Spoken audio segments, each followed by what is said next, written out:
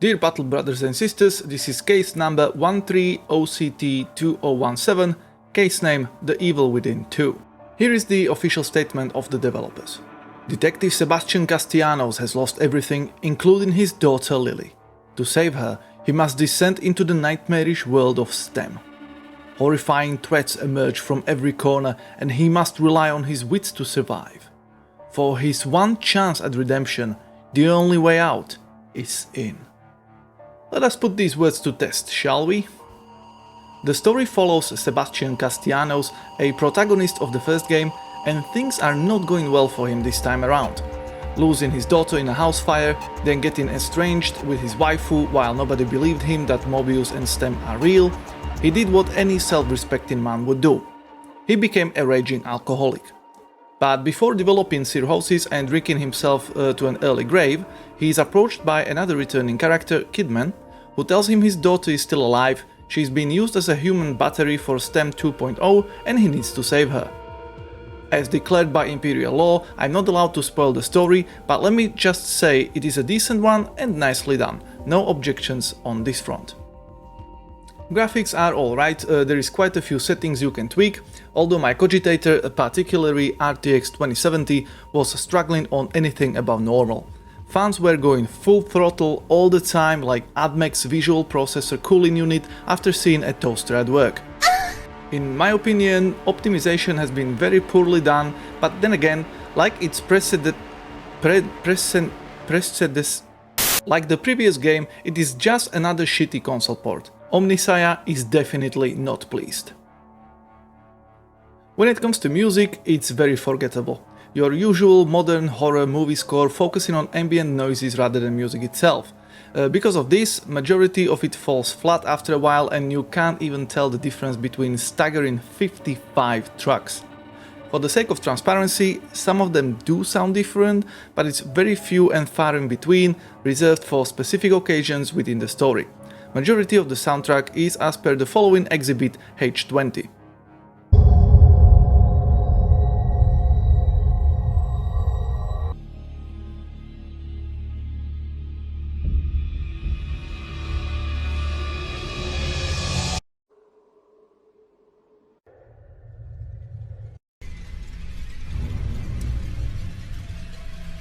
Aside from music, sound effects are good, but voice acting did not get any better compared to the first game. It did throw me off on occasions where the voice did not match the situation, but for a game that is supposedly trying to be scary, there are bigger issues than mediocre voice acting. Which brings us to the farm animal flesh and starchy vegetables of Evil Within 2, its gameplay and mechanics. Is it any good? Is it worth your time? Or did Tango Gameworks turned into nest of heretics? Well, let me tell you. From the dark, claustrophobic halls of Bacon Mental Hospital, we are now roaming the streets of Union, a town within the STEM 2.0 where people start turning into red-eyed, easily irritable zombies.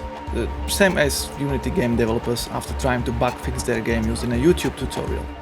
The previous upgrade system for Sebastian's capabilities as well as weapon improvements are back, this time each requiring different resource with more upgrades and ways to bring destruction to your enemies.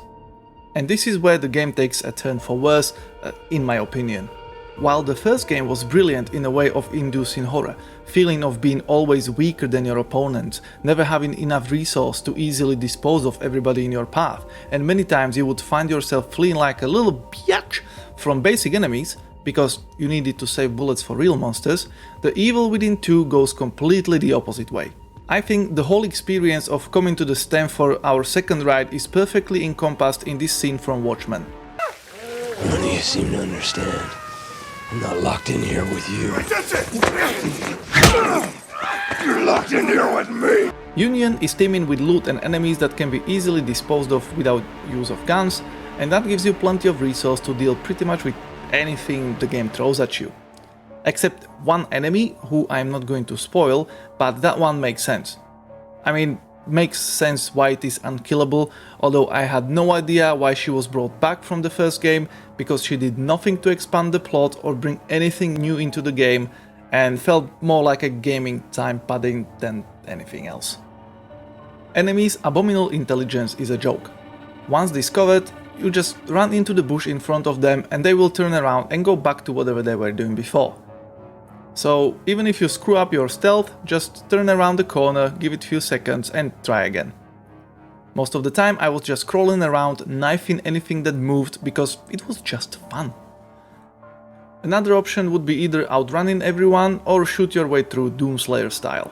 Unfortunately, the horror element of the game is completely gone because of this, since you are always fully stocked with bullets and your weapons gets progressively better, to the point where you never need more than 3 bullets to get a kill. Game's main antagonists are interesting for the time being, but feels like the potential was not fully utilized. Monsters are also not as imaginative as in the first game and looking like a regular zombies with a little bit of Resident Evil mutation aspect. Not really scary for horror game veterans. Objection! The defense presents Exhibit P69, clearly showing Inquisitor getting scared. These, I am full of them.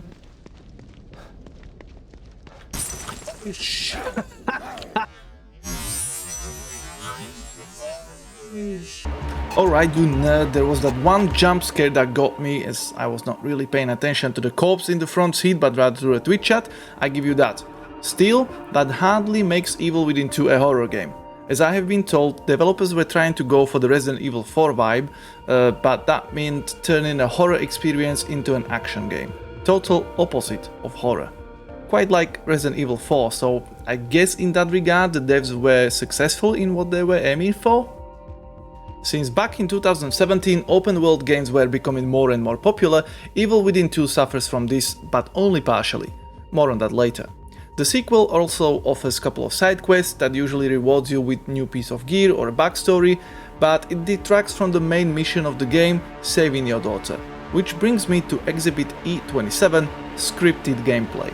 In this game, everything waits for you. Until you enter a certain place and trigger an event, game does not progress, and that gives you ample time to wander around, loot and collect everything, kill everyone, explore everywhere, and then, once there is nothing more to do, go looking for your daughter. This is great from the completionist standpoint, and casual gamers would also applaud the lack of tension, but for me, it completely breaks immersion. I would literally go around the map looting trash cans, while story-wise I should really be looking for Lily before all goes to shit. The world around you is supposedly collapsing, yet it will wait until you loot every house, kill all enemies and trigger the next checkpoint at your leisure. With all this being said, I actually enjoyed the Evil Within 2. Once I realized this is not a horror game and adjusted my expectations accordingly, I had fun. Hunting enemies, exploring the levels for loot and bits of story, upgrading my skills and weapons, progressing through the levels and the story itself, it was good, easy fun. Sure, boss fights were underwhelmingly easy, but then again, if it were tough or frustrating like the room with 3 save heads in the first game, with one of the most idiotically placed checkpoint ever in gaming history that gave me lifelong hatred for them, it would be annoying. This way, I just had a casual fun in a game with story that was engaging enough to keep me playing, and what more can you ask from a game? One of the things I liked about this was the feeling of progression that open world games lack these days. In Evil Within 2, you do not go back and forth between the same old places. Each time you get into a brand new or very altered level, so you never feel like you are backtracking and it feels like you are going somewhere. And you have a purpose for it other than just collect 7 carrots for a differently clothed cook. That made me also realize why I can't stay engaged in modern games for long enough to finish them, because it's all about the padding and increasing the game time by shitloads of backtracking and uninterested copy-pasted side quests.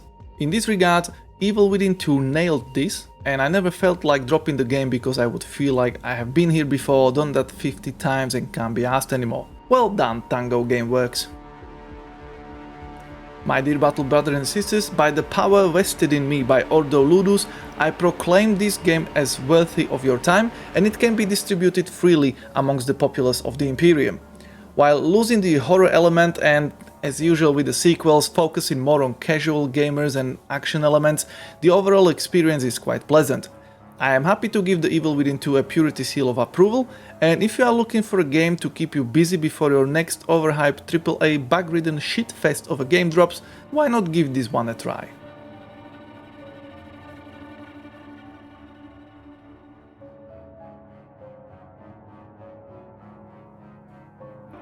Thank you for your valuable time and hopefully see you at the next process. The Emperor protects!